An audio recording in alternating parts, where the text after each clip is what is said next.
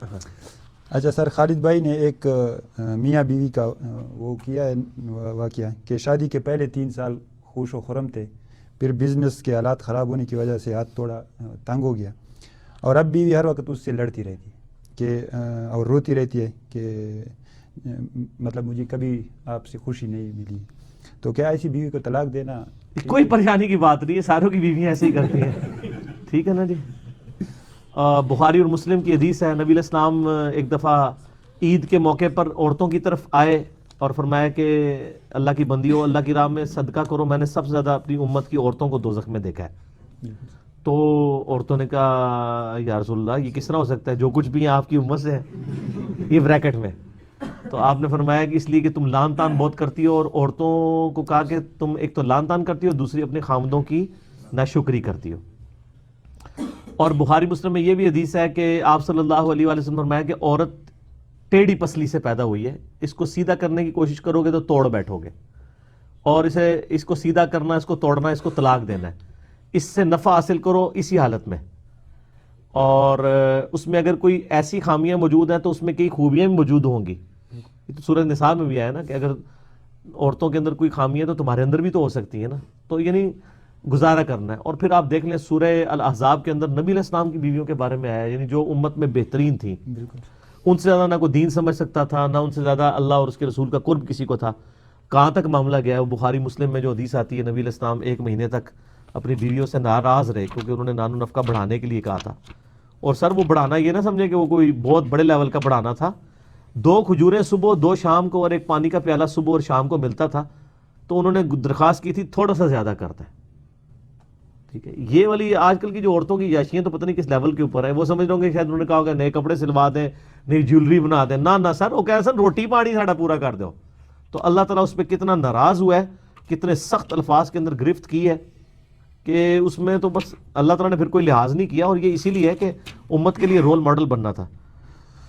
اعوذ باللہ من الشیطان الرجیم. سورہ الاحزاب آیت نمبر 28 ہے، پارہ نمبر 21 کے آخری صفحے پہ. یا ایھا النبی قل لازواجک ان کنتن تردن الحیات الدنیا، اے نبی اپنی بیویوں سے فرما دو کہ اگر تم دنیا کی زندگی کو چاہتی ہو، وزینتہا اور اس کی زینت کو، فتعالین امتعکن واسرحکن سراحا جمیلا، تو میں تمہیں دنیا کا مال و متاع دے کر اچھے طریقے سے رخصت کر دیتا ہوں، طلاق دے دیتا ہوں. وَإِن كُنتُنَّ تُرِدْنَ اللَّهَ وَرَسُولَهُ، اگر تم اللہ اور اس کے رسول کو چاہتی ہو، وَالدَّارَ الْآخِرَةَ اور آخرت کی زندگی کو، فَإِنَّ اللَّهَ أَعَدَّ لِلْمُحْسِنَاتِ مِنْكُنَّ أَجْرًا عَظِيمًا، تو پھر اللہ تعالیٰ نے پھر ایسی نیکوکار عورتوں کے لیے تو اجر عظیم رکھا ہوا ہے. ٹھیک ہے. یا نساء النبی، اے نبی کی بیویوں، من یأتی منکن بفاحشۃ مبینہ، تم میں سے کسی نے اگر کھلی بے حیائی کی، یضاعف لها العذاب ضعفین، تو تمہیں دگنا عذاب دیا جائے گا. وکان ذلک علی اللہ یسیرا، اور یہ اللہ کے لیے آسان ہے. اور پھر ساتھ کہا گیا کہ جو کوئی اللہ اور اس کے رسول کی تابعداری کرے گا تم بیویوں میں سے، تو اس کے لیے پھر اجر بھی ڈبل ہوگا. ٹھیک ہو گیا. تو یہ آگے بھی معاملات چلتے. یہ آیات نازل ہوئی تو نبی علیہ السلام نے بخاری مسلم کے الفاظ حضرت عائشہ کو بلا کے کہا کہ جاؤ اپنے ماں باپ سے مشورہ کر لو، میں تو بس اسی طریقے سے زندگی میرے ساتھ گزر سکتی ہے، تم نے طلاق لینی تو میں دے دوں. تو کہہ رہے یا رسول اللہ میں اللہ اور اس کا رسول اور آخرت کا گھر چاہتی ہوں، ٹھیک ہے، تو میں مشورہ بھی کیوں کروں، ٹھیک ہے، تو میں صبر کروں گی. پھر انہوں نے ایک سفارش کی، ان کا یا رسول اللہ وسلم یہ جو آپ نے بات کی ہے نا، یہ آپ نے آگے نہیں کسی کو بتانی کہ میری کھچائی ہوئی ہے قرآن کے اندر، ظاہر ہے وہ ہوئی تھی. تو آپ فرمایا نہیں، جو اللہ نے میرے اوپر نازل کیا ہے میں نے اسی طریقے سے پیغام لوگوں تک پہنچانا ہے. یہ تمہاری میں درخواست قبول نہیں کروں گا کہ یہ کس کو کرٹیسائز کیا گیا تھا. تو انہوں نے یہ چاہا تو، لیکن نبی علیہ السلام تو آپ کو پتہ ہے، یہ تو آپ کے صوفیاء کہتے ہیں نا خاص گلاں خاص بندے نو دسیاں نے، یہ سب کہانیاں نے. ٹھیک ہے نا جی. نبی علیہ السلام نے اوپنلی پورا دین امت تک پہنچایا ہے. ٹھیک ہے جی. کبھی حجت الوداع کے اوپر کوئی نہیں کھڑا ہوا جی یا رسول اللہ وسلم منو جڑی تسی خاص گل دسی میں اگے دس دیاں لوگوں کے. نہیں. ہاں منافقین کے نام تھے، حذیفہ ابن یمان کو بتایا، وہ منع کر دیا، وہ ساری امت کو پتہ ہے. اور وہ دین نہیں تھا، نہ امت کی ضرورت تھی. دین جو ہے وہ نبی علیہ السلام سکھا کے گئے. ٹھیک ہو گیا. تو یہ تو نبی علیہ السلام کی بیویوں کے بارے میں آ رہا ہے، تو ان کو کہ اسی طریقے سے گزارا کریں، بجائے طلاق دینے کے پیار اور محبت کے ساتھ ٹیکل کرنے کی کوشش کریں. باقی ظاہر ہے کہ عورت تو بنی دنیا کے لیے ہے، حقیقت بات ہے. عورتوں کے اندر یعنی یہ ڈومیننٹ فیکٹر بہت زیادہ ہوتا ہے، ان کو اسی طریقے سے ایکسیپٹ کرنا پڑتا ہے. شارٹ ٹیمپرامنٹ ہوتا ہے ان کا، فوراً ہائپر بھی ہو جاتی ہیں، ٹھنڈی بھی ہو جاتی ہیں، تو بڑے طریقے کے ساتھ لے کے چلنا پڑتا ہے. ٹھیک ہے سر. طلاق شلاق والا نہیں، چھوڑنے والا معاملہ نہ کرے. ٹھیک سر. اگلا کویسچن ہے سر جی، جو علماء حضرات قرآن حکیم کا غلط ترجمہ کر کے سنا دیتے ہیں، کیا ان کا مکمل بائیکاٹ نہیں کرنا چاہیے؟ اور پھر ایک مثال دیتے ہیں مولانا طارق جمیل صاحب کا کہ اس نے سورۃ دوحہ کا ترجمہ کیا کہ آپ صلی اللہ علیہ وسلم کے چہرے کی قسم، لیکن وہ کہتا ہے کہ پھر بھی آپ جو ہے نا مولانا طارق جمیل صاحب کی تعریف بھی کرتے وہ ہیں. سر یہ کوئی اتنا بڑا انہوں نے جرم نہیں کر دیا، اس سے بڑے بڑے جرم اور لوگ بھی کر رہے ہیں. ہمارا تو موقف شروع سے یہ ہے کہ سب کو سنیں، جو صحیح بات کرتے ہیں ایکسیپٹ کر لیں، جو بری کرتے ہیں وہ چھوڑ دیں. بائیکاٹ آپ کس کا کریں گے سر؟ پوری امت کے علماء کا بائیکاٹ ہو جائے گا حساب سے. تو آپ علم کا دروازہ بند نہ کریں.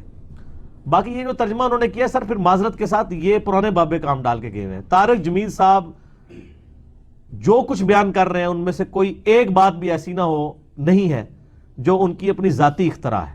یہ خرافات پرانے بزرگوں نے کی ہوئی ہیں. ہاں اس معاملے میں یہ کہتا ہوں کہ ان کی غلطی ہے کہ وہ یعنی ان چیزوں کو اسی طریقے سے بیان کر دیتے ہیں، اور وہ سر اس لیے ہے کہ وہ ان کو سمجھ ہی وہی آیا دین. سیدھی سی بات ہے.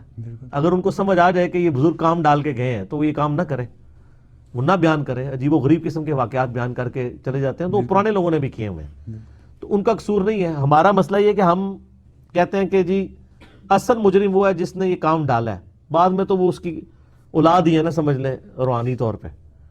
تو بائیکاٹ نہ کریں، ورنہ تو یہ سارے لوگ آپ لوگوں کا بائیکاٹ کر دیں گے، کیونکہ ان کے نزدیک بریلوی کہیں گے دیوبندیوں کے علماء کا بائیکاٹ کریں، دیوبندی کہیں گے بریلویوں کے علماء کا بائیکاٹ کریں، سنی کہیں گے شیعہ کریں، شیعہ کہیں گے سنی کا کریں. اہل حدیث تو ویسے ہی ماشاءاللہ کہتے ہیں ساروں کا بائیکاٹ ہونا چاہیے، اور باقی یہ کہتے ہیں کہ اہل حدیث کا بائیکاٹ ہونا چاہیے.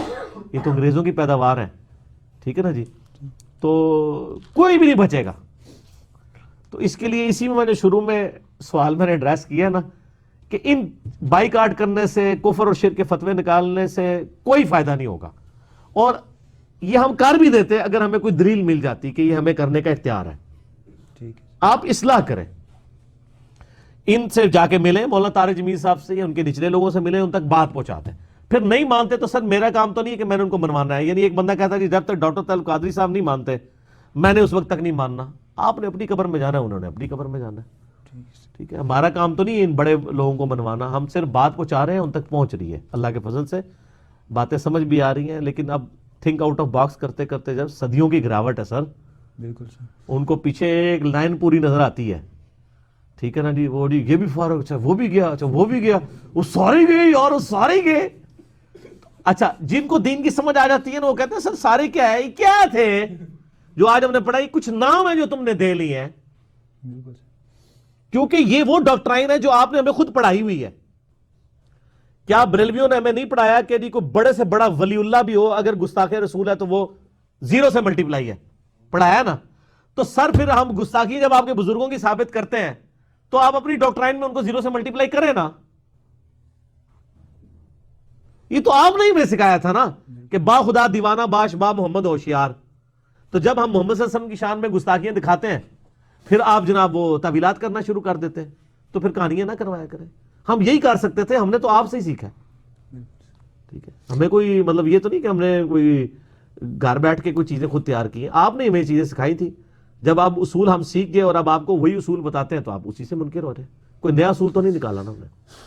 ٹھیک ہے سر، مطلب اچھی چیز لینی چاہیے، بائیکاٹ نہیں کرنی چاہیے. جو اچھی غلط ہے چیز اس کو شیطان سے بھی لینی چاہیے سر. صحیح بخاری میں حدیث ہے کہ شیطان نے انسانی شکل میں آ کے آیت الکرسی کا وظیفہ دیا. نبی علیہ السلام فرمایا ہے جھوٹا تھا، بات سچی کی.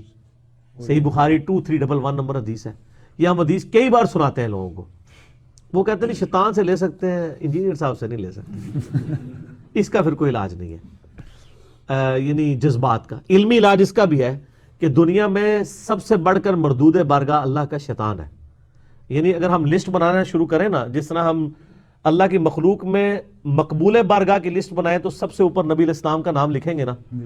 اللہ کے دشمنوں کی اور اللہ کے منکرین کی یا اللہ تعالیٰ کی بارگاہ سے راندہ درگاہ ہوئے، وہ نہ فرعون کا پہلا نام ہے، نہ ابو جہل کا پہلا نام ہے، نہ عبداللہ ابن ابی کا پہلا نام ہے. پہلا نام شیطان کا ہے، کیونکہ شیطان اکیلا نہیں گیا، اس نے لاکھوں کو گمراہ بھی کیا. اور وہ واقعی مردود ہے جس کو ہم کہتے ہیں اعوذ باللہ من الشیطان الرجیم، راندہ درگاہ. ٹھیک ہے. تو شیطان سے زیادہ مردود کوئی نہیں ہے. تو اگر شیطان سے سچی بات لی جا سکتی ہے جو حدیث سے ویریفائی ہو, بالکل تو آپ کسی سے بھی لے سکتے ہیں. ہم نے تو کبھی کہا بھی نہیں ہے کہ آپ ہماری بات لیں. ہم تو ہمیشہ جو ہے وہ عرض ہی کرتے ہیں کہ نہ میں وہابی نہ میں بابی, میں ہوں مسلم علمی کتابی, بس عرض کر کے سائڈ پہ ہو جاتے ہیں. آپ جانے ٹکر لینی ہے تو آپ قرآن سے, بخاری مسلم سے ٹکر لیں اور سیدھے اوندھا منہ پہنچ جائیں جہاں پہنچنا ہے. اچھا